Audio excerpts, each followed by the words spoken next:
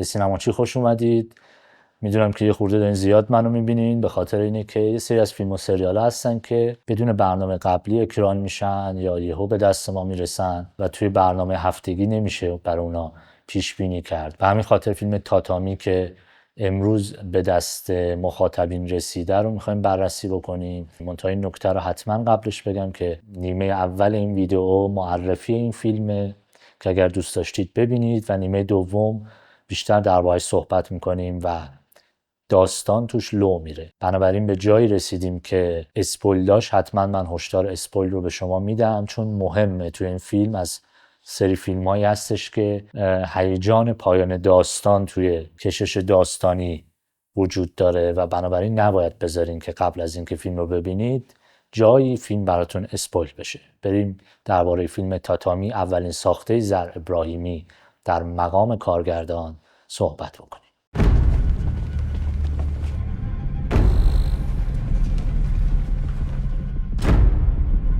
Jetzt auf Tatami 1, in Weiß aus der Islamischen Republik Iran, Hosseini.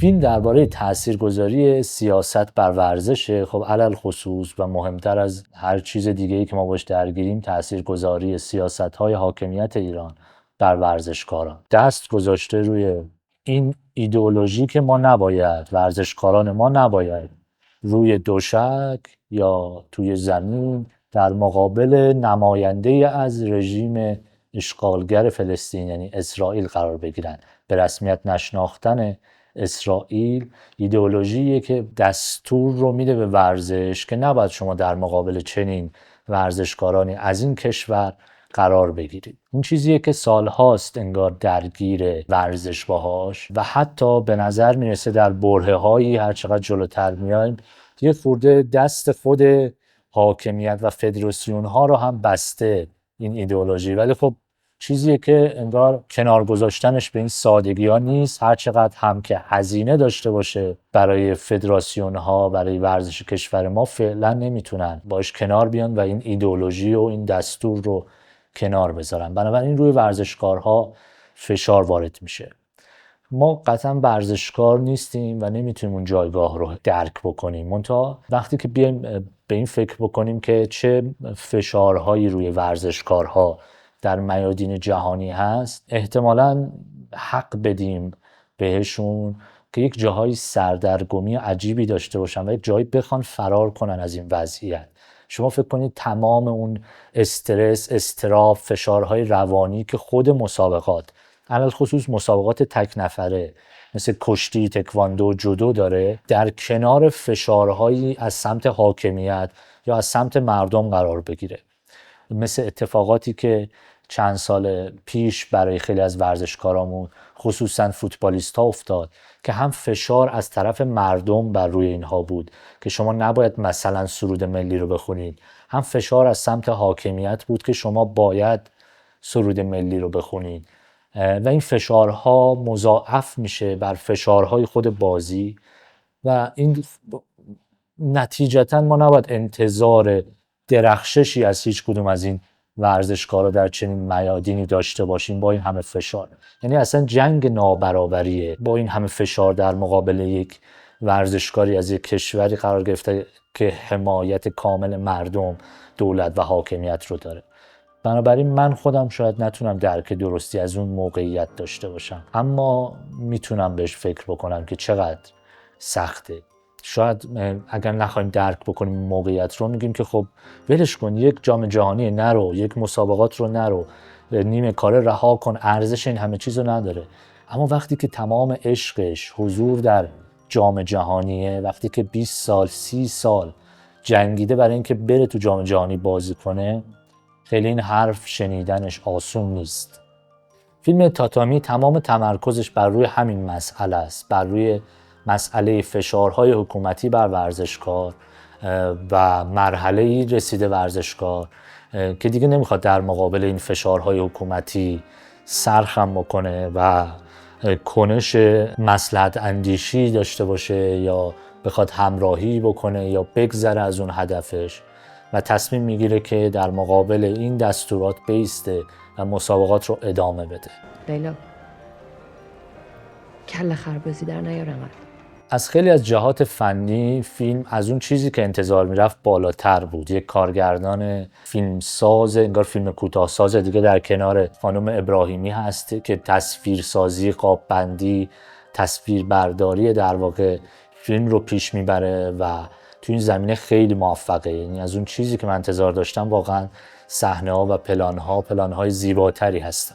از لحاظ محتوایی هم بر اساس اینکه ما هر چیزی دیدیم که بیرون از ایران تولید شده درباره اتفاقات درونی و اوضاع در واقع داخلی مملکت که خیلی گلدرشته، خیلی اغراق شده است، خیلی مستقیمه، یک جایی از این مستقیم بودن و گلدرشت بودن فرار میکنه به اون اندازه‌ای که انتظار میرفت گلدرشت نیست و کلا تجربه به نظر من موفقی بوده در فیلمسازی به عنوان اولین فیلم.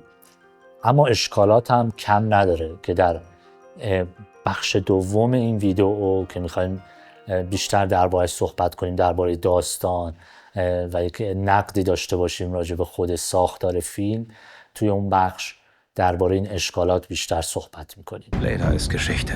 Denken Sie an sich selbst, an Ihre Familie. Leila! Hosseini muss so schnell wie möglich ausscheiden. Wie konnte es nur so weit kommen?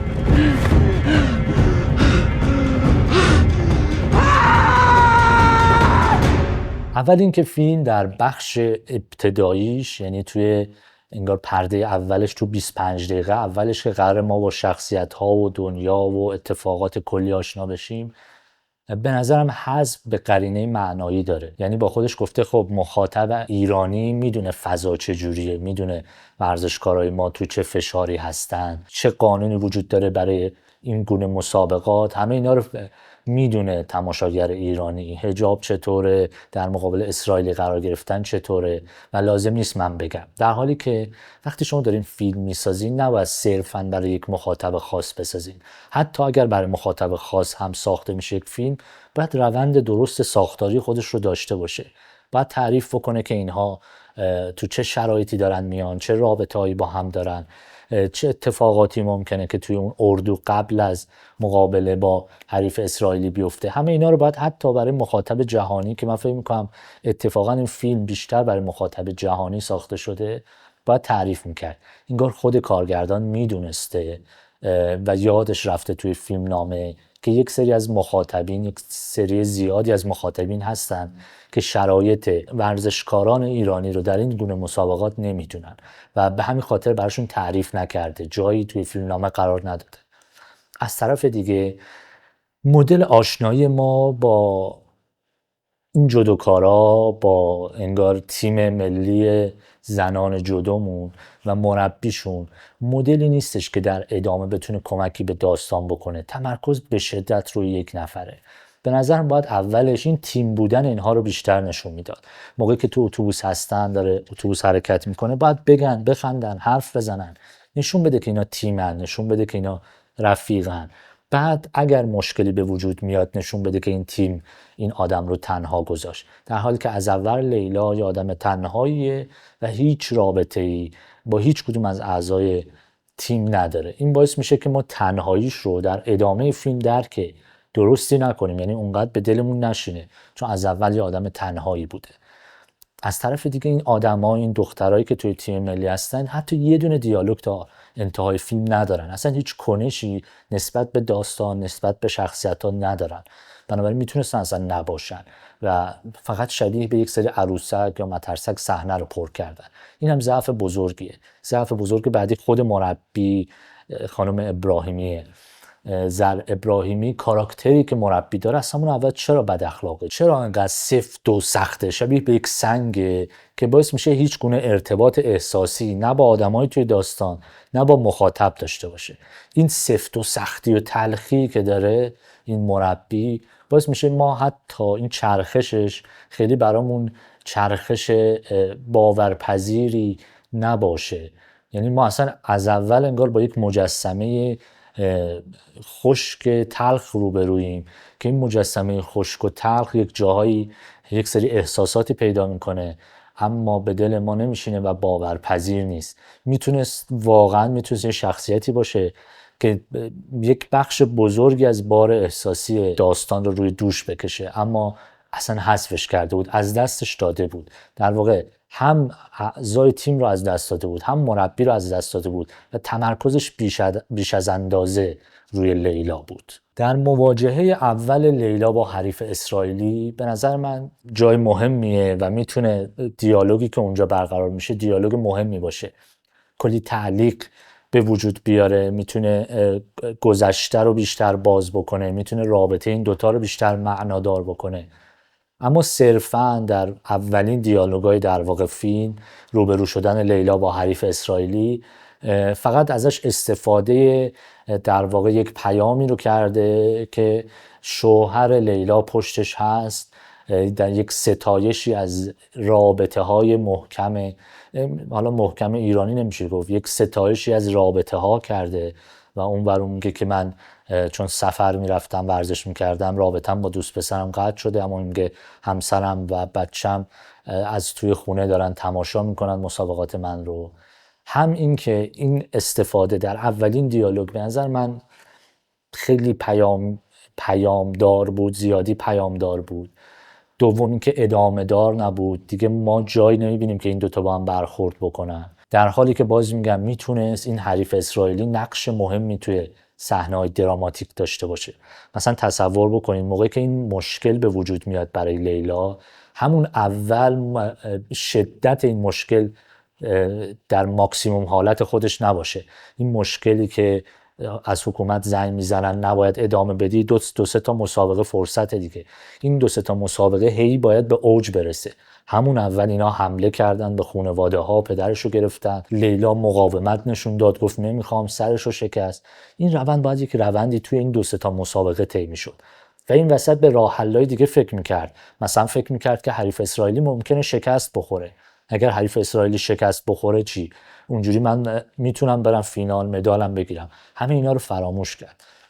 حتی میتونست صحنه‌های دراماتیک قشنگی موقعی که داره مبارزه میکنه زیر چشمی مبارزه حریفش رو ببینه که اون شکست داره میخوره، این پیروز میشه، باز این داره شکست میخوره، اون پیروز میشه و بعد از یک مسابقه به این نتیجه برسه که نه، دل بستن به شکست حریف اسرائیلی بیفایده است و خودش کم کم شروع کنه به مقاومت کردن. این خیلی به نظر من اگر این مورد رو هم حل میکرد میتونست فیلم خیلی بهتری بشه، که این شدت فشار حکومت روی این ورزشکار آروم آروم زیاد بشه و یک دفعه ما با یک حجم اغراق شده‌ای از فشارهای حکومتی روبرو نشیم، حجمی که انگار به ما حس اینو میده که آقا من میخوام به تو یک پیام مهمی بدم، مثل همون حرفی که راجع به فیلم بی بدن زدیم، جایی که مخاطب متوجه بشه که فیلمساز یقش رو گرفته که میخواد بهش پیام بده، اونجا به نظر من شکست فیلمه.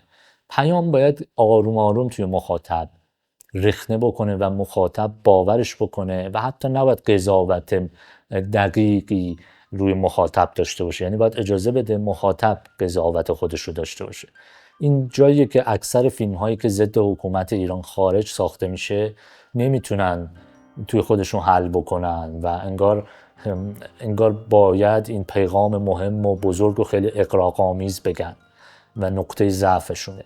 نکته بعدی صحنه‌های بیرون از سالن ورزشیه، جایی که ما شوهر لیلا و بچه‌ش و دوستاش رو می‌بینیم. نمیدونم دلیل استفاده از لنز تله توی خونه چیه، یعنی موقعی که فیلم شروع شد من گفتم چه هوشمندانه اومده در واقع شرایط ایران رو بازسازی کرده، هم تیم ملی رو برده خارج از ایران که باورپذیر باشه، هم آدم‌های داخل ایران رو داره توی خونه توی محوطه‌های بسته نشون میده. گفتم چه هوشمندانه است. اما حالا که تو اومدی اینا رو توی خونه داری نشون میدی، چرا اینقدر از لنز بسته استفاده میکنی؟ تو اونجا میتونستی تمام خونه رو نشون بدی، آدما رو نشون بدی، صرفاً تمرکزت اینقدر بسته روی صورت شوهره نباشه. از طرف دیگه کلا خوب نیست اون صحنه‌های بیرون از اون سالن، اصلا انگار بافتش فرق داره با اون هیجان و اون پلان‌های قشنگی که تصویر برداری شده، اون قاب بندی‌های خوبی که توی سالن هست. اصلا این صحنه‌های بیرونی به نظرم کاش نبودن. اصلا جدا از اون اصلا خود داستان این شوهر و اون پسر بچه واقعا داستان کمدیه، اینکه یهو شبانه سوار ماشین میشه میاد لب مرز، پیاده از مرز رد میشه و خودشو میرسونه پاریس. داستان یک خورده کمدیه دیگه. یعنی اصلا کاش اینها نبود، کاش همه اتفاقای بیرون، حتی چیزایی که ما توی گوشی میبینیم، تماسای تصویری که پدرش داره شکنجه میشه، همه اینا کاش صوتی بود و ما چیزی غیر از اون سالن نمیدیدیم. اینجوری خیلی میتونست استفاده بکنه از فشار یک محوطه بسته و یک سری پلان‌ها و قابندی هایی که این شخص رو در واقع این محوطه بسته و این خفقان نشون میده. همین. امیدوارم که تونسته باشم چیزی ننوشتم؟ نه. امیدوارم تونسته باشم که نکته های مهمی که به ذهنم رسیده درباره این فیلم رو بگم و اگر چیزی یادم رفت یا جایی مخالفید حتما نظرتون رو بنویسید. فعلا تا ویدیوی بعدی، خدا نگهدار.